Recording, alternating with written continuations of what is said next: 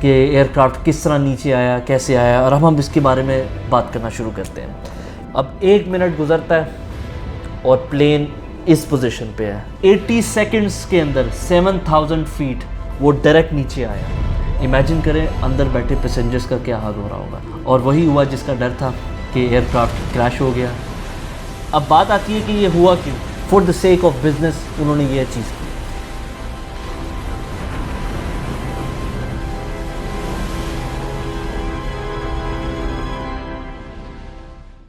अस्सलाम वालेकुम, welcome to IME's official YouTube channel. आज से हम एक बहुत ही न्यू सीरीज़ शुरू कर रहे हैं जिसमें हम पर्टिकुलरली बात करेंगे एयरक्राफ्ट क्रैशेस के बारे में।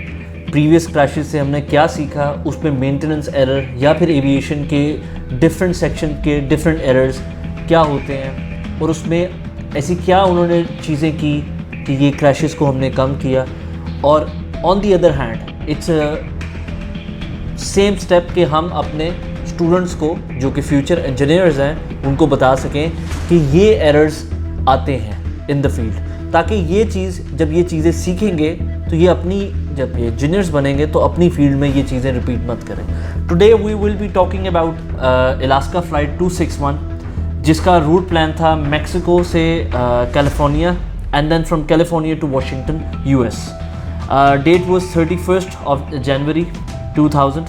एयरक्राफ्ट का टाइप था MD-83 and unfortunately 83 passengers, 2 pilot and 3 cabin crew were dead. It's an unfortunate situation कि इस तरह हुआ है। और आप अपनी स्क्रीन पे देख रहे होंगे थोड़े बहुत विजुअल्स कि एयरक्राफ्ट किस तरह नीचे आया, कैसे आया, और अब हम इसके बारे में बात करना शुरू करते हैं।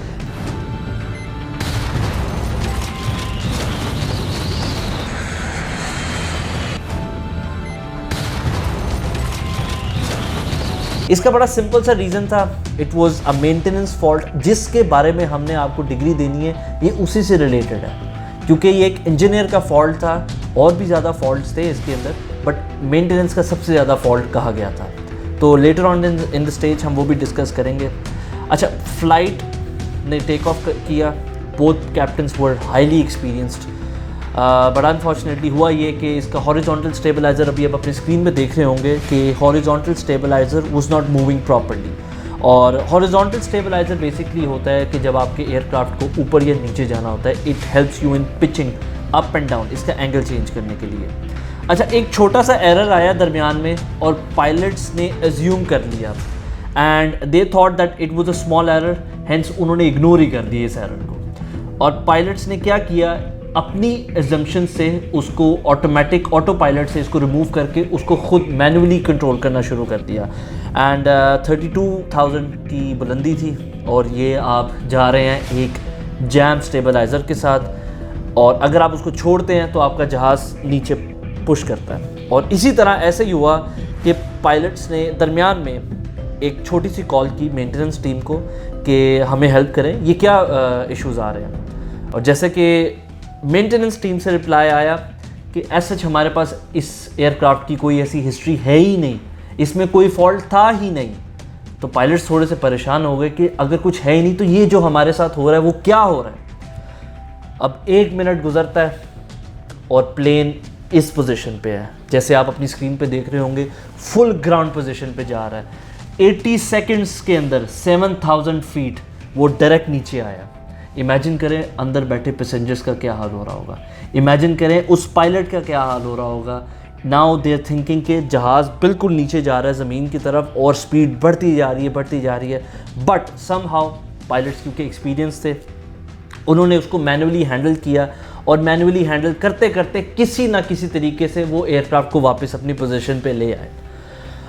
पायलट्स ने फिर मेंटेनेंस पे कॉल की, ग्राउंड स्टाफ को कॉल किया, और इस दफ़ा ऐसा लग रहा था जैसे maintenance team was not ready to help. और उस कॉल पे उन्होंने कहा आपके ऊपर है, आप जो डिसीजन लेंगे दैट्स योर कॉल, हम आपको यही कह सकते हैं कि हमारे पास ऐसा कोई हिस्ट्री का रिकॉर्ड नहीं था। अच्छा, ऐसी चीज़ें जब होती हैं, आई नो कि जब प्लेन क्रैश होने के मोमेंट्स पे होता है, या ये बहुत ही नाजुक चीज़ है, क्योंकि एक तो पीछे पैनिक बटन दबा हुआ है पैसेंजर्स का, पायलट्स का, नीचे ग्राउंड स्टाफ का, डिसीजन ऑटोमेटिकली ह्यूमन फैक्टर्स की वजह से गलत हो जाते हैं। बट इसके लिए एक प्रॉपर ट्रेनिंग होती है जो कि हम एंड पे बात करेंगे। दोनों पायलट ने ATC में कॉल की ट्रैफिक कंट्रोलर को और ख्वाहिश की कि हम लैंड करना चाहते हैं as soon as possible to Los Angeles, but they were flying over the ocean and ATC told them कि आप 17,000 की बुलंदी पे आ जाएं, हम आहिस्ता आहिस्ता आपकी डिसेंड करवाएंगे। बट उनको नहीं पता था कि वो लॉस एंजलिस पे नहीं पहुंच पाएंगे। साथ ही जब ये 17,000 की बुलंदी पे थे तो एक फिर से आवाज़ आती है और एयरक्राफ्ट इस दफ़ा मज़ीद ख़राब पोजीशन पे आ गया। पहले तो वो फिर नोज़ डाउन था, इस दफ़ा वो स्पिन भी कर रहा है और नीचे भी आ रहा है। आप अपनी स्क्रीन्स पे देख रहे होंगे कि किस तरह एयरक्राफ्ट नोज़ डाउन करके बिल्कुल स्पीड से ग्राउंड की तरफ जा रहा है। और वही हुआ जिसका डर था कि एयरक्राफ्ट क्रैश हो गया पैसिफिक ओशन पे एंड हमारे 83 passengers with captain and along with crew they all died. अब बात आती है कि ये हुआ क्यों, कैसे हुआ, क्यों हुआ। तो इसकी कहानी सबसे पहले आपको मैंने बताया था कि हॉरिजॉन्टल स्टेबलाइज़र, जो मैंने आपको पहले बताया कि मूवमेंट पे काम आता है, ये फॉल्ट ही उसका था। अब इसको हम डिस्कस करते हैं कि फ़ॉल्ट में क्या क्या आना शुरू हुआ। तो हुआ ये कि हॉरिजॉन्टल स्टेबलाइज़र की एक मोटराइज्ड जैक स्क्रू के साथ ये मूवमेंट करता है एंड जैसे मैंने आपको बताया कि ये मोटर लगी होती है जो कि इसको अप एंड डाउन में पे हेल्प करती है, जैसे कि आप पिक्चर में देख सकते हैं। और ये बहुत वाइटल रोल इसने प्ले किया इस एक्सीडेंट में। इन्वेस्टिगेशन शुरू हुई। इन्वेस्टिगेशन में पता चला कि ये जो थ्रेड है 90% पहले ख़राब हो चुकी हुई थी, प्रीवियसली ही ख़राब हो चुकी हुई थी। अब बात यह है कि एक दफ़ा अगर थ्रेड जो फेल हो जाए तो इट वाज़ वेरी टफ़ कि इसको वापस लेके आया जाए, क्योंकि हॉरिजॉन्टल स्टेबलाइज़र का थ्रेड अभी आप पिक्चर में देखेंगे वो बाहर निकल आया था। जब वो बाहर निकल आया था तो इट वाज़ वेरी टफ़ कि वो वापस अपनी ग्रूव में जाता, वो ग्रूव में नहीं जा पा रहा था। इसी वजह से जो हवा का प्रेशर था उसने उसको एयरक्राफ्ट को बिल्कुल नोज डाउन कर दिया, जैसे कि आप देख सकते हैं अपनी स्क्रीन पे। बाद में फिर इन्वेस्टिगेशंस मज़ीद होती गई और इन्वेस्टिगेशंस ने बताया कि जो थ्रेड थी उसको डैमेज एज़ कंपैरेटिवली ज़्यादा हो रहा था। होना चाहिए था 0.001 बट हो 0.012 रहा था पर 1000 फ्लाइट्स। इसकी भी वजह थी, ये क्यों हो रहा था। हमारी एविएशन के अंदर हम इस तरह की स्क्रू गेजेस को या फिर ऐसे नट्स को या स्क्रू को हम एक लुब्रिकेंट लगाते हैं, AeroShell 33। There are different lubricants. तो पता ये चला कि it was insufficient due to insufficient lubrication of the components. वो बिल्कुल ही ख़राब हो गया था, मतलब उसको ग्रीस प्रॉपर्ली नहीं लगाई जा रही थी। अच्छा, ये तो हो गई एक वजह, एक हो गई लैक ऑफ लुब्रिकेशन। दूसरी वजह, अगर कोई ये नहीं कर रहा था तो इसको एग्जामिनेशन भी कोई नहीं कर रहा था। ये होगी दो वजह। एक इंटरव्यू में अलास्का एयरलाइंस के साथ पता चला कि उनके mechanic they were performing the lubrication and it was revealed एक और मसला कि वो टूल्स प्रॉपर्ली यूज़ ही नहीं कर रहे हैं जो यूज़ होने चाहिए थे। जब आप टूल्स ही नहीं प्रॉपर यूज़ कर रहे हैं तो ऑब्वियसली इसने तो ऐसा रिज़ल्ट तो आपको आएगा। और सबसे चौथी रीज़न, जब आप लुब्रिकेशन करते हैं as per the manual it was supposed to be done by 4 hours whereas Alaska Airlines was doing it for only 1 hour। जो 4 घंटे में काम होना वो 1 घंटे में करके दे रहे हैं। और उसकी वजह क्या थी? क्योंकि उनको फ़्लाइट टाइम ज़्यादा चाहिए था, उनको जल्दी एयरक्राफ्ट को सर्विस पे भेजना था। For the sake of business उन्होंने ये चीज़ की। लेटर ऑन मज़ीद इन्वेस्टिगेशन होती गई और पता चला कि टूल्स नॉन स्टैंडर्ड यूज़ किए जा रहे थे। और सबसे अजीब बात ये है कि जो टूल्स यूज़ किए जा रहे थे वो प्रॉपर्ली मेजर्ड नहीं थे।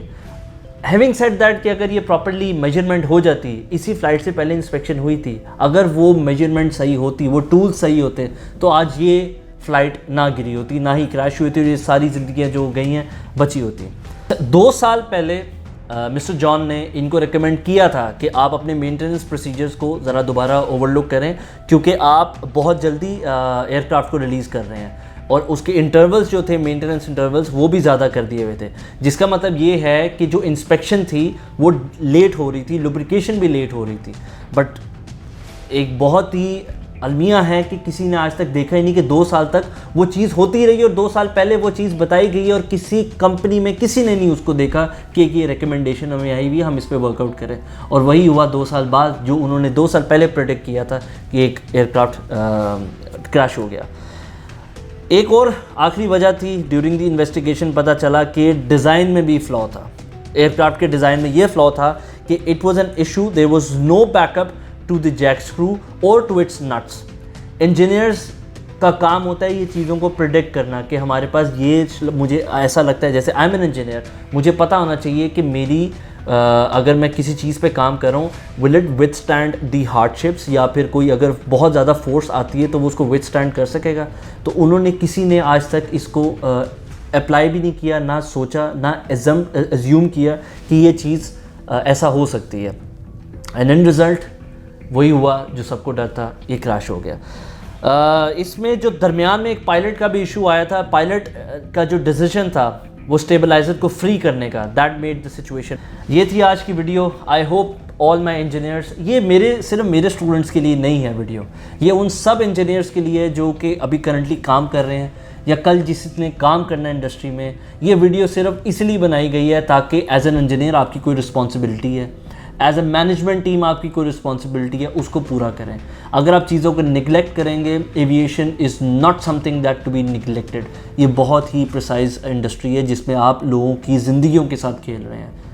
Thank you so much for watching this video. इसी तरह का मैं कंटेंट और लेके आऊँगा जिसमें हम डिफरेंट एयर क्रैश इन्वेस्टिगेशंस के बारे में डिस्कस करेंगे, जिसके अंदर डिफरेंट टॉपिक्स होंगे। हर एयर क्रैश की एक नई कहानी होती है, एक नई ज़ुबानी होती है, जिसमें हम नई चीज़ें बताएंगे और आपको एजुकेट करेंगे कि क्या चीज़ें आपको नहीं करनी चाहिए एज एन इंजीनियर और एज ए मैनेजमेंट टीम और एज एन एविएशनिस्ट, जो भी लोग इन्वॉल्व हैं एविएशन के अंदर, क्योंकि कहीं ना कहीं गलती हर किसी की होती है इस एक एक्सीडेंट में। Please subscribe, please like and share. Thank you so much for watching this video.